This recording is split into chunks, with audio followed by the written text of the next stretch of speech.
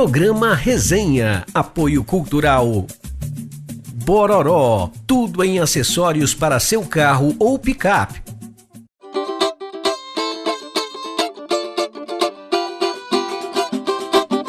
Se você quer curtir, que venha música boa, esporte, amizade, aqui no programa Resenha. Olá pessoal, é o Resenha que vem chegando direto aqui da capital paulista, a chuvosa capital paulista, direto do Mr. Beer, Verbo Divino, coração da Zona Sul de São Paulo, onde eu trago os meus convidados e hoje um super tema para debater, falando sobre o combate à pirataria no meio do futebol brasileiro. E para isso eu tenho o prazer de receber o advogado especialista, um amigo, Dr. Mário Braga, que vai falar sobre licenciamento de marcas, combate à pirataria e outras coisas mais sobre o futebol, né, Mário? Com certeza, Seja bem-vindo. Obrigado pelo convite. Eu que agradeço. É um prazer estar aqui no seu programa, um prazer poder falar para o teu telespectador. Vamos dissertar um pouquinho sobre esse assunto que hoje em dia está bem conhecido, né? Mas quando nós começamos esse trabalho, ninguém sabia o que era licenciamento de marca, combate à pirataria, nada disso. Hoje o pessoal sabe um pouquinho, mas vamos falar um pouquinho lá de trás como é que começou tudo isso. Estou à tua disposição aqui. E essa história é longa, interessante e mais do que nunca hoje está em pauta, né? E também, para dar aquele toque musical do programa, hoje música romântica no Resenha, hein? O músico Ares, que eu tenho o prazer de receber. Ares, seja bem-vindo ao Resenha. Obrigado por ter vindo. Eu que agradeço o convite. E essa música gostosa, romântica, que você vai ficar aí com uma palhinha dela para você entender o que vai rolar no programa de hoje. E a gente volta já já. Bésame, bésame mucho, como si fuera esta noche la última vez. Bésame, bésame mucho, que tengo miedo a perderte después.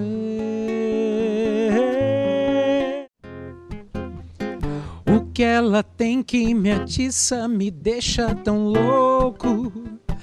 Deve ser uma coisa só dela. Solto o cabelo dançando, pisando na lua. Ela tem uma coisa. Esse é Ares. E essa música do CD Mil Amores, é isso? CD Mil Amores. Mas não significa que eu tive tudo isso de amor, não. Viu? Essa era a próxima pergunta que eu ia fazer. Como falar de mil amores, Ares? Você sabe que eu tava num show, aí eu falei, fiz essa brincadeira, aí uma moça gritou, só 999, né? Não cheguei nem perto. Bom, aí você seria a segunda música aqui do Super-Homem, Super-Homem, isso aí. São 12 faixas, é isso? 13 faixas. 13 faixas, isso. Tem um bônus da Ave Maria, né? Maria. Autorais? Autorais tem 4 canções autorais, né? Porque assim, eu sempre, desde quando eu comecei a minha carreira, eu sempre regravei muitos clássicos latinos.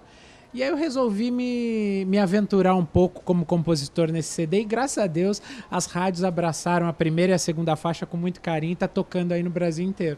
E tem uma música com a participação do Aguinaldo Raiol. Isso, Aguinaldo, um grande amigo, um grande exemplo para mim. Fizemos várias coisas juntos já, né? Lançamos um single pela Sony e aí ele me deu o grande privilégio de cantar uma canção inédita comigo nesse disco. Aliás, eu queria que você falasse sobre esse vinil aqui, lançando um vinil, além de CD, um vinil. Isso. E o vinil é branco ainda. Você sabe o que a gente pensou quando a gente lançou esse vinil? A gente pensou, acho que o pessoal mais jovem, né, vai aprender. É legal recuperar essa nostalgia de colocar agulha no vinil, né? E ele tá voltando com uma força total, né? Não que ele vai evitar, eu acho, a pirataria, nada disso. Mas pelo charme, pela elegância, pela magia que traz o vinil, né? Mas é bonito, lindo e foi feito na República Tcheca. Caramba, fora do país ainda. É porque a melhor fábrica do mundo para se fazer vinil fica na República Tcheca. E a gente tomou todos esses cuidados. Que legal. Então tá aí, ó. O vinil também, Mil Amores. O pessoal encontra em lojas? Encontra posso falar aqui. Pode Livraria falar. Cultura, tem livrariacultura.com.br ou na minha própria loja, que é ares.tanlup. É isso? Ares.tanlup.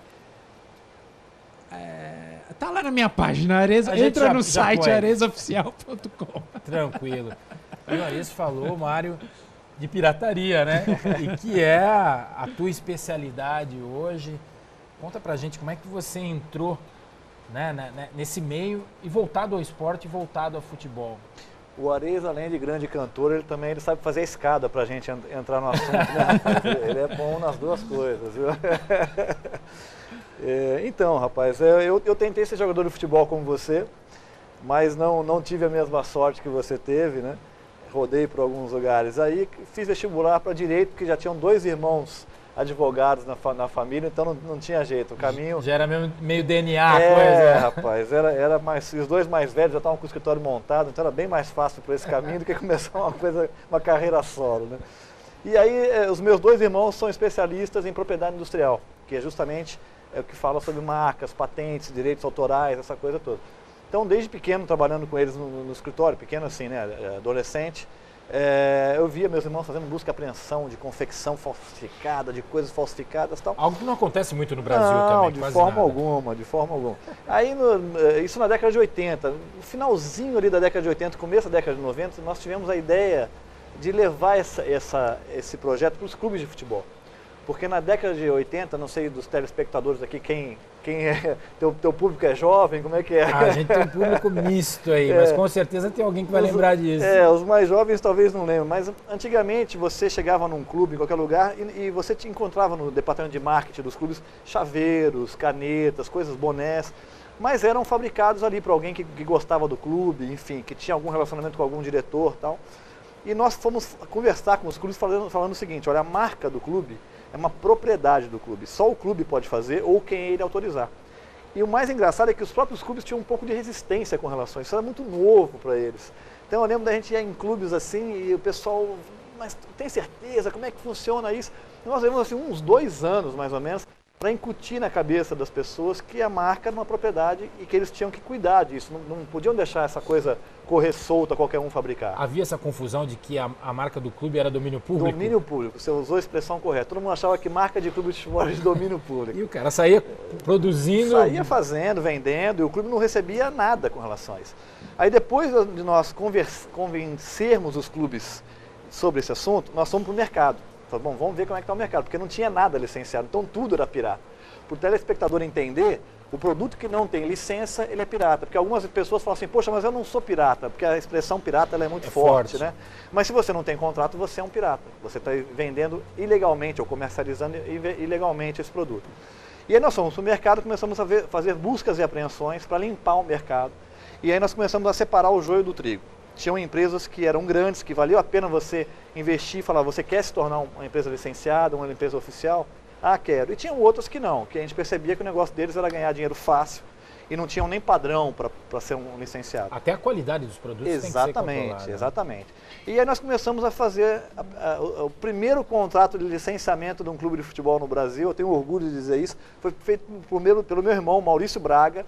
Nós tínhamos na época também, só os mais velhos vão lembrar, a Relojoaria A Suíça, que fazia anúncio de relógios, principalmente de alianças, né? E era assim, uma empresa na época muito grande. E o primeiro produto que nós licenciamos para os clubes de futebol, foram os 4 grandes aqui de São Paulo, Palmeiras, Santos e Corinthians, foi o relógio da Relojoaria Suíça. Então o primeiro produto licenciado no Brasil. Isso década de 90? 92, por aí, bem... Eu estou entregando minha idade aqui para você, né, rapaz? Não, você é jovem, começou cedo, Mário.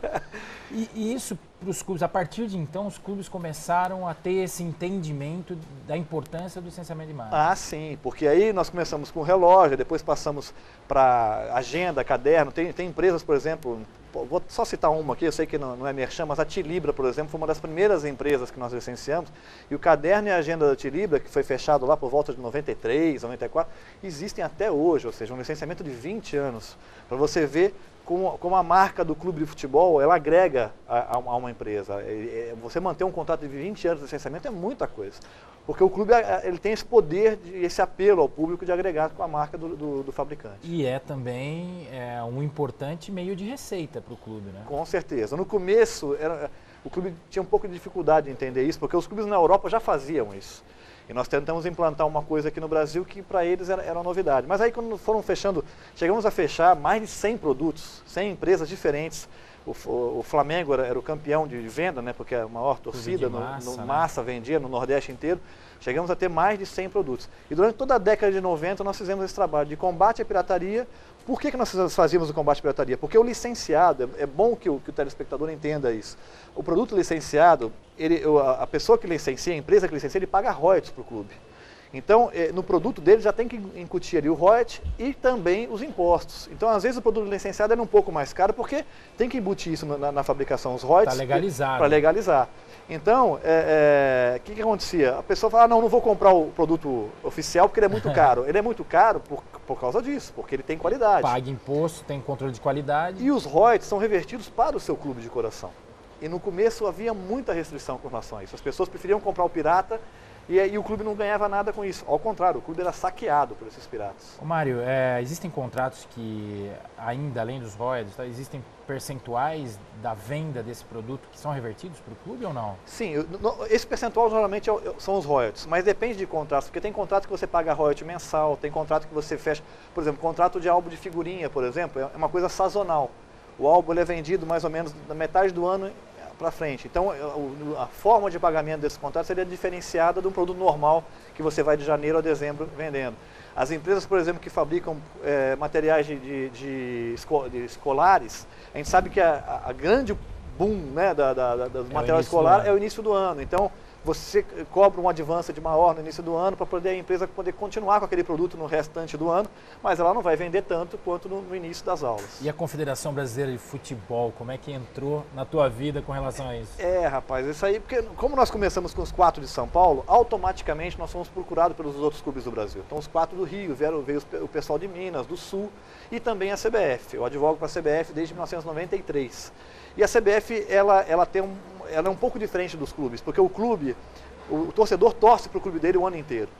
E a CBF não, a CBF, o torcedor torce na época de uma Copa do Mundo, na época de uma Copa América, então é uma coisa mais sazonal. Mas quando tem um torneio desse nível, nossa, a pirataria ela suplanta todos os outros clubes juntos, porque o apelo da seleção brasileira é muito forte. E a gente vai falar mais da seleção, falar mais de futebol, outras coisas que o Mário também tem uma relação intensa com o futebol, no segundo bloco.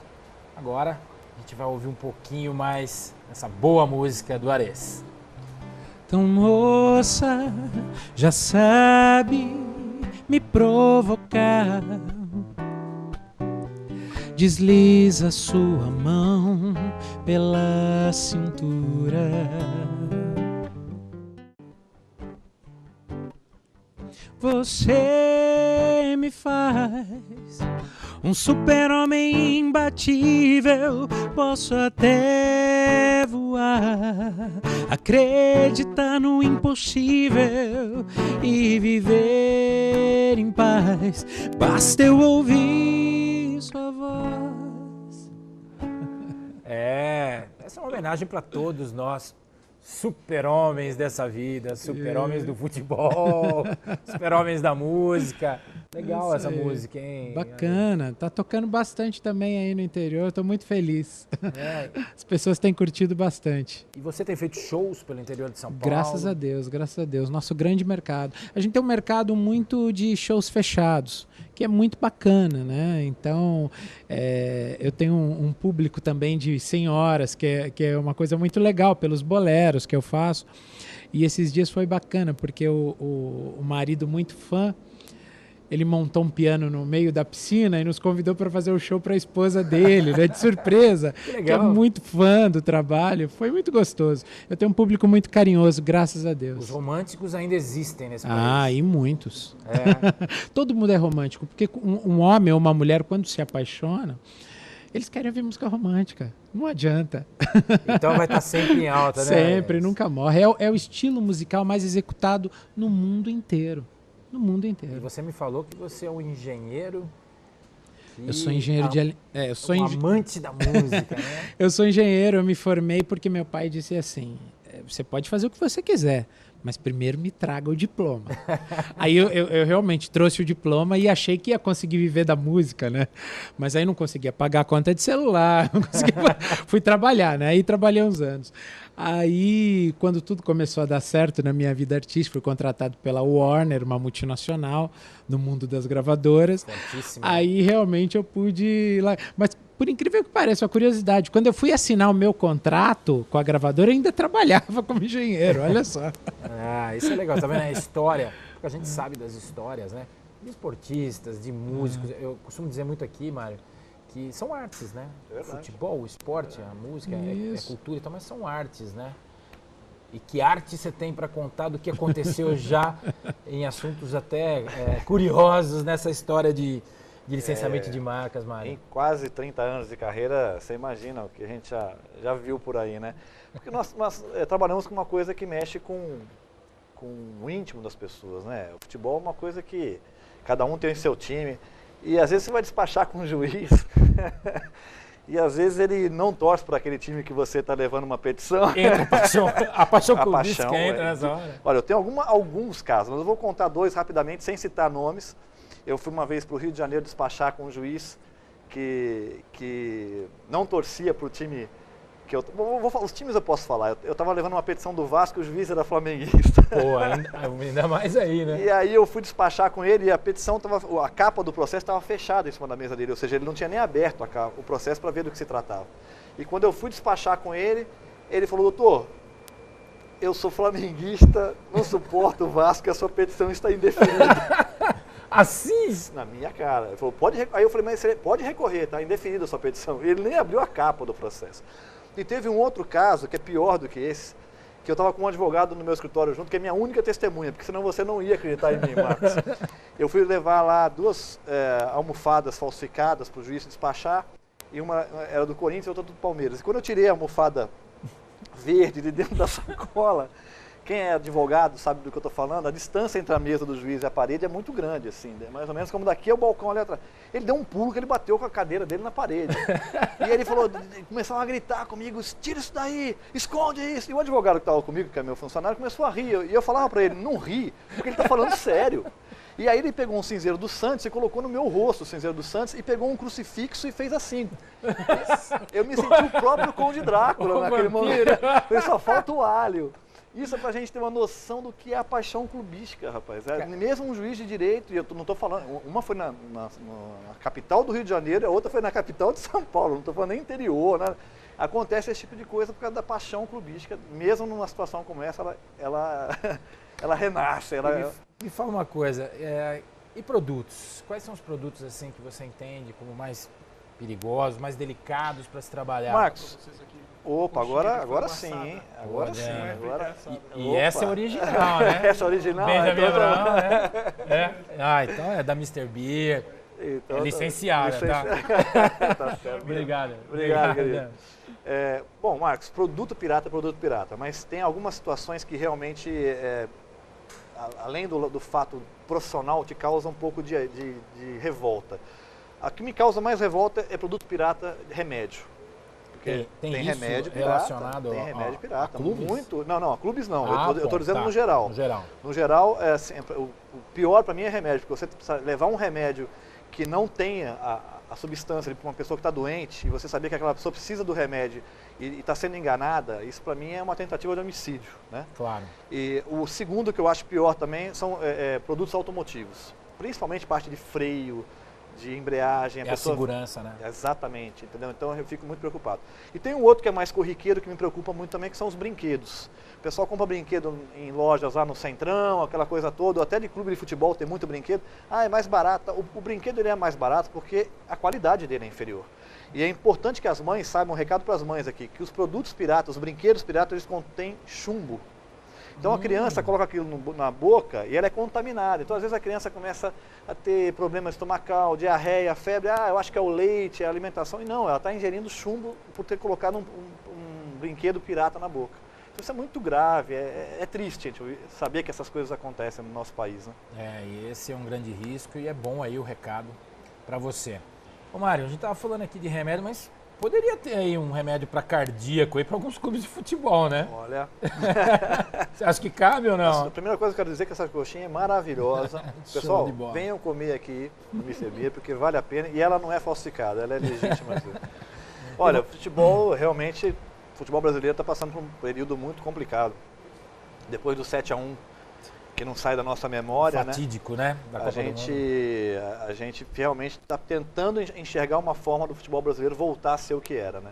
Porque a gente percebe que os clubes brasileiros, os nossos campeonatos estão muito fracos, os nossos melhores jogadores estão indo para a Europa. Não estou falando nenhuma novidade aqui, porque isso já acontece há muitos anos, só que a reposição dessa vez não foi feita, né? Então, grandes jogadores iam, mas nasciam outros aqui.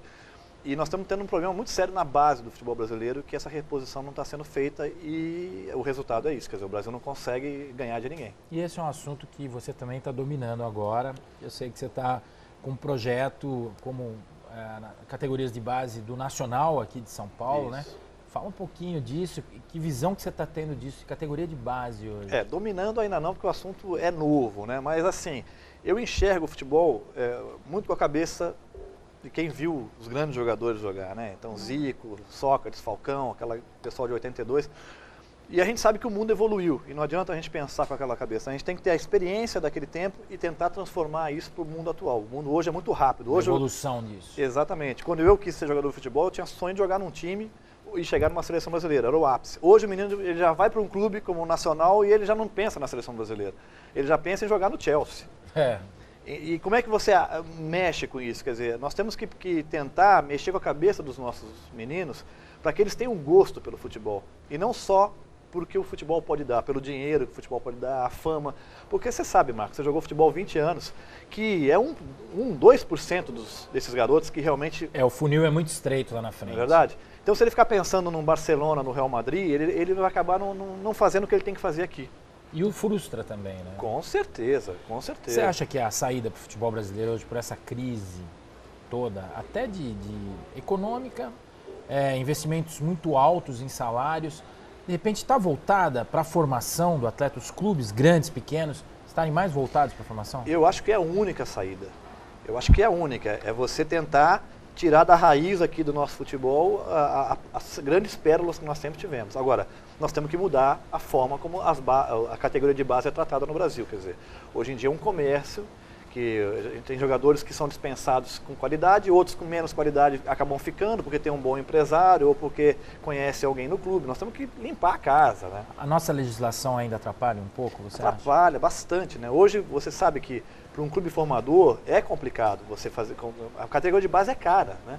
E você tem 10, 12, 20, vamos botar 20 clubes grandes no Brasil, o resto não consegue sobreviver. E você sabe que você ter 20, 30, 60 meninos, se você tiver sub-15, 17, 20, nós estamos falando de 80, 90 meninos num clube. Como é que você faz para alimentar esse pessoal, para você dar condições, cuidar de escola, para botar para jogar? Quer dizer, é um custo muito alto. E o futebol brasileiro, ele é o maior produto que nós temos aqui. O governo tinha que entender isso, tinha que ajudar os clubes pequenos e os grandes também a montar uma base forte. O nosso futebol com certeza vai voltar a ser grande, vai voltar a ganhar Copas do Mundo, como acontecia no passado. Mário, eu quero te convidar para voltar em mais programas.